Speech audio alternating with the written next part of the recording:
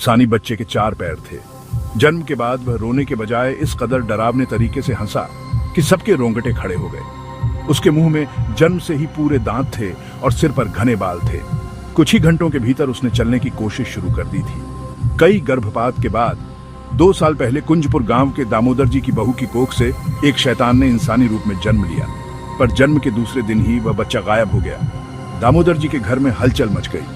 हर जगह खोज की गई, लेकिन वह बच्चा कहीं नहीं मिला। उस शैतान के जन्म के बाद से ही घर में भूत प्रेतों की आहट सुनाई देने लगी। घर में अलग अलग तरह की डरावनी और अजीबोगरीब आवाजें गूंजने लगी। तब दामोदर जी ने एक बाबा से घर में पूजा पाठ करवाया, लेकिन उसका कोई असर नहीं हुआ।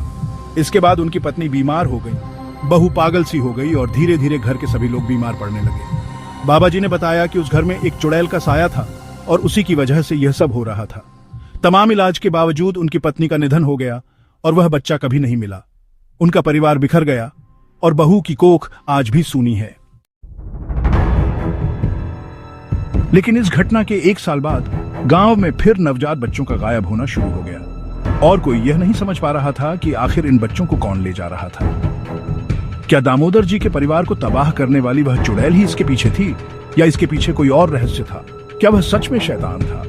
वह 4 पैरों वाला बच्चा आखिर कहां गायब हो गया?